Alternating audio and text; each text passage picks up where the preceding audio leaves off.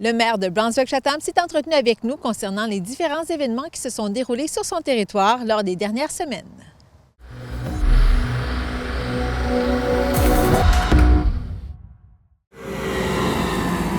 L'annonce de la construction d'une caserne de pompiers à Brownsburg-Chatham, d'un nouveau parc et d'une politique de la famille et des personnes aînées ont occupé le maire de cette municipalité cet été. La nouvelle caserne a été annoncée, vous avez pu le voir. On a fait une belle publication, effectivement, là, avec bien sûr le service sur l'emplacement, sur les lieux où va être construite la nouvelle caserne, mais aussi avec Mme Grondin, Agnès Grondin. Donc, c'est une subvention qui arrive du gouvernement, une subvention qui s'est haussée puisque nous avons créé, en fait, avec les architectes, une structure en bois.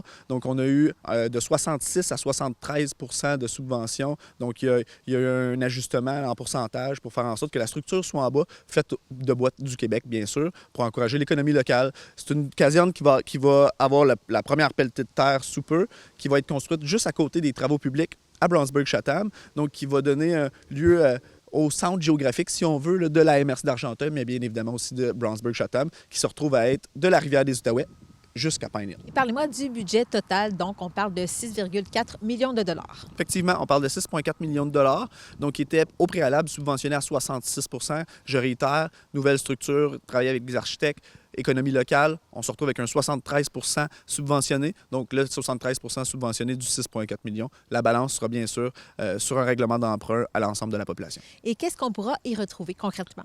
On va y retrouver une structure adaptée, moderne, d'actualité. On va y retrouver 8 portes, en fait, avec les camions qu'on possède déjà. Donc, on fait quand même une refonte actuellement de nos camions pour s'assurer d'avoir un sécurité de service incendie en bonne et due forme. Et bien sûr, une salle de conférence s'il y a un sinistre quelconque.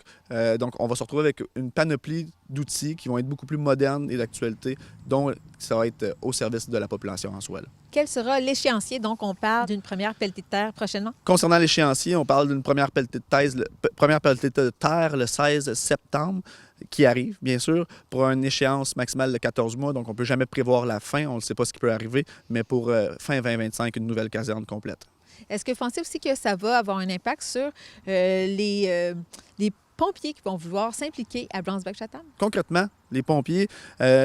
c'est sûr qu'il y a de plus en plus de jeunes pompiers qui sont diplômés qui appliquent à Brownsburg-Chatham. Actuellement, on se retrouve avec une panoplie de CV de gens qui veulent venir travailler chez nous. C'est sûr que ce genre d'annonce-là attire les curieux, bien sûr, donc attire les intéressés. Donc, on se retrouve avec une jeune garde de pompiers qui sont très motivés, très dynamiques, qui s'impliquent dans notre communauté, qui veulent y faire leur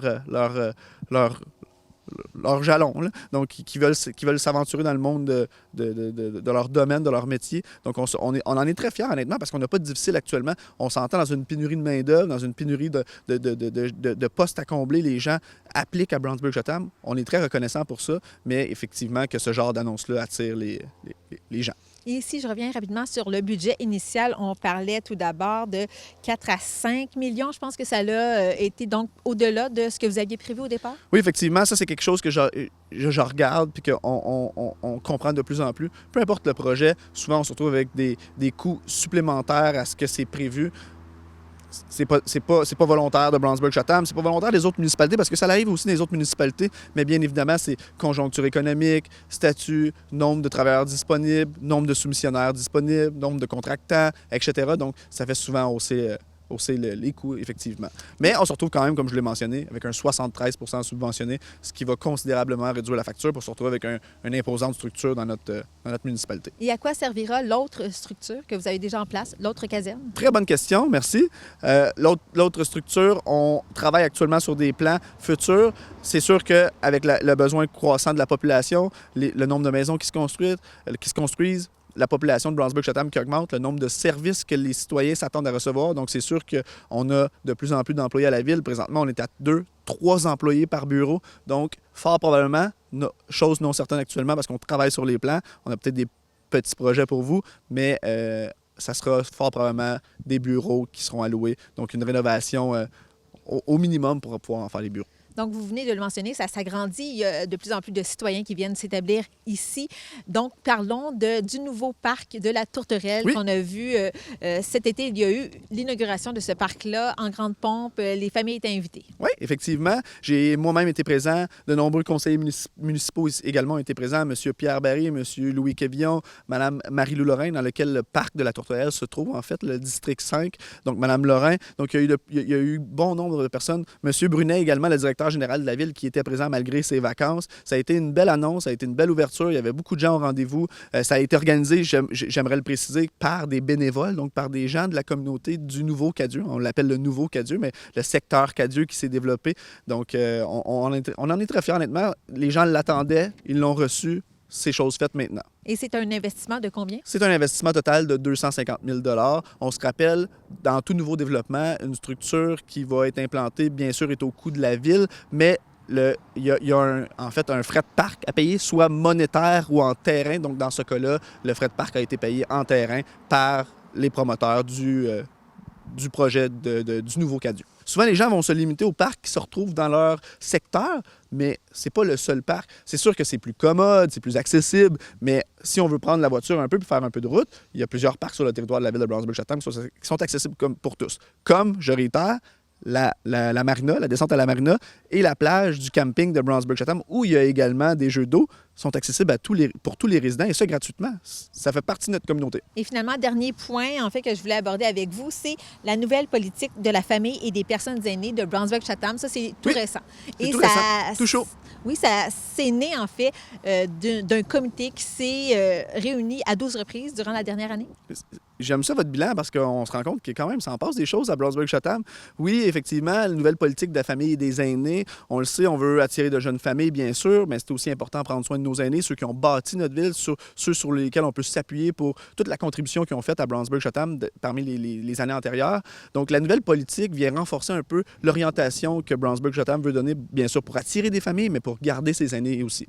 Et quelle sera la suite pour cette politique? Les gens peuvent aller la consulter. Oui. Mais quels sont les grands points? Là, vous l'avez consulté, j'en suis certaine. Oui. Quels sont les grands points? Qu'est-ce qu'il faut retenir de cette politique? En fait, la personne ressource pour cette politique-là est M. Stephen Rowland, qui a fait partie du comité. Il y a un comité d'élus, de citoyens qui ont fait partie, en fait, avec une firme qui est de l'externe. Le gros point à retenir de cette politique-là, c'est que ça donne une orientation à la ville, puis ça donne une direction pour tant les jeunes familles que nos aînés, parce qu'on veut les garder chez nous, puis on veut créer une effervescence avec ça pour qu'il y ait des petits commerces qui s'installent, etc.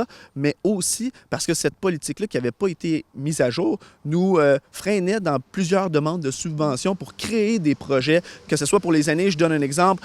Si on veut inviter des musiciens subventionnés pour pouvoir faire un show de musique au Parc des vétérans, que ce soit accessible du bâtiment qui est le 55+ en avant de la patate 200, bien, on est freiné parce que cette politique-là, malheureusement, n'était pas à jour. Donc, de juste mettre nos pendules à l'heure, de mettre nos politiques à jour, de faire en sorte que Brownsburg-Chatham soit prêt quand il y a un projet qui peut être déposé, qu'on soit les premiers à pouvoir déposer pour pouvoir aller chercher le maximum de sous pour redistribuer en fait dans notre communauté.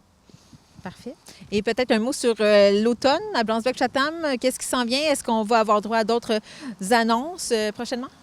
Oui, effectivement, il va y avoir d'autres annonces. Bien évidemment, on le sait que l'automne approche, mais aussi l'hiver. Donc, des projets spéciaux qui s'en viennent à Brownsburg-Chatham. On travaille très fort. On a une équipe dynamique, motivée. Les postes sont comblés. Les gens veulent travailler au bien-être de la communauté de Brownsburg-Chatham. Et nous, on se retrouve ici, présents avec le conseil municipal, tant le district 1, M. Barry, le district 2, M. André Junior Florestal, district 3, M. Louis Quévillon, district 4, Martine Renaud, district 5, Marie-Lou Lorrain, district 6, M. Stephen Rowland et moi-même comme maire.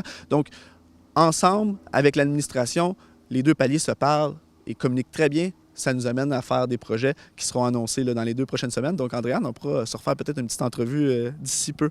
Oui, parfait. Avec plaisir. Merci. Merci.